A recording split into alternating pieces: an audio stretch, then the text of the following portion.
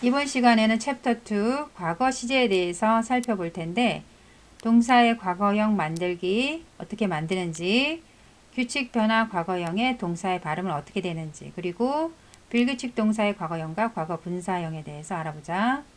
우리가 동사의 과거형을 만들 때 일반적인 경우에는 동사 원형에다가 뒤에 ed를 붙이면 되지.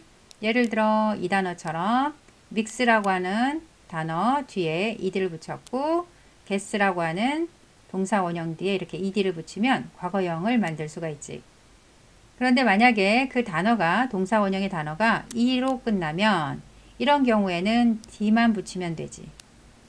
동사 원형에다 d만 붙이면 되는데 어그리처럼 자 e로 끝났으니까 d만 붙이는 이러한 규칙이 또 하나 있어.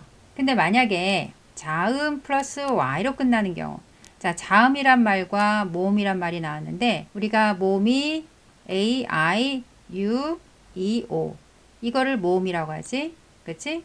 이 모음을 뺀 나머지가 자음이고, 그러면 자음에다가 뒤에 y로 끝났다. 그렇게 되면 어떻게 된다?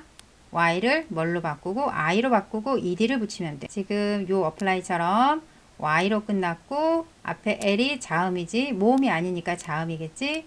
그러니까 y를 뭘로 바꾸고 i로 바꾸고 ed를 붙이면 된다.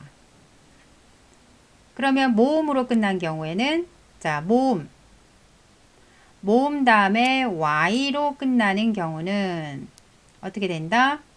그냥 ed를 붙인다. 자, 여기 모음이고 o가 모음이고 y로 끝났으니까 이때는 어떻게 한다? 그냥 ed를 붙인다. 단모음과 단자음으로 끝나는 경우, 즉 모음 하나랑 그 다음에 바로 이어서 자음 하나가 왔을 때, 모음 하나가 왔고 자음 하나가 왔지. 모음이 이렇게 두 개 온 게 아니고 A라고 하는 모음 하나가 왔고 자음이 오면, 그러면은 이 마지막에 있는 얘 자음을 한 번 더 써주고 ed를 쓴다. 이러한 규칙이야. 그런데 강세가 앞에 있는 이음절 동사는 지금 이것처럼 예를 들어 얘 단모음 왔고 I라고 하는 단모음 왔고 T라고 하는 단자음 왔지만 원래는 이 자음을 한 번 더 쓰고 ed를 써야 되지. 그런데 강세가 이 visit은 강세가 어디에 있냐면 강세가 이음절에 있기 때문에 어떻게 한다? ed만 붙인다. 이 내용을 알아두면 좋겠지만 설령 이 내용을 모른다고 해도 우리가 단어를 자꾸 보면서 익숙해지면 되는 부분이라서 크게 어려울 건 없다고 생각해. 이번에는 규칙 변화 과거형 동사의 발음에 대해서 살펴볼 텐데, 규칙 변화의 동사라고 하는 것은 어떤 것이냐? 우리가 need라고 하는 동사를 과거형을 needed, 과거 분사를 또 needed 이렇게 쓰잖아. 자, 이렇게 ed를 붙여서 과거형이나 과거 분사형을 만드는 동사를 우리가 규칙 변화 동사라고 얘기를 할 수 있어. 자, 그래서 이 파트는 과거형에 대한 내용이라서 이렇게 규칙 동사의 과거형의 이 ed의 발음을 어떻게 할 것인지에 대한 설명이 나와 있거든. 동사 원형에 ed를 붙이게 되면 발음이 t, d, ed. 자, 요 세 가지 중에 하나로 발음이 될 텐데, 음을 제외한 무성음으로 끝나면, 즉 성대가 울리지 않는 소리로 끝나면 ed 발음은 t로 발음한다. 첫 번째 요 단어를 한번 들어보자. established, established, 다음 드음을 제외한 유성음으로 끝나면, 즉 성대가 울리는 소리로 끝나면 드로 발음한다. 자, 이 단어를 한번 들어보자.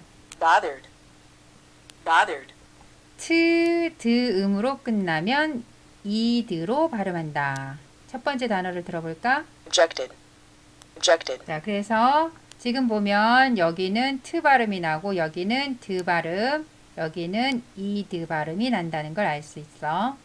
불규칙 동사의 과거형과 과거 분사형.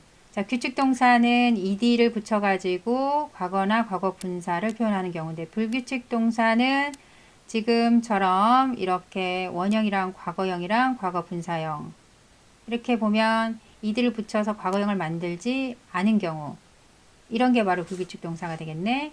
자, 이러한 단어들은 어떻게 해야 된다? 그렇지. 다 머릿속에 다 들어가 있어야 되겠지. 개별적으로. 여기 지금 나와 있는 교재에 필요한 단어들이 많이 들어가 있으니까 시간이 날 때 천천히 훑어보면 좋겠고, 문제 역시 풀면서 정리를 하면 좋겠지. 그래서 이 파트는 따로 쌤이 이해를 요하는 문제들이 아니기 때문에 그냥 다 넘어가도록 할게.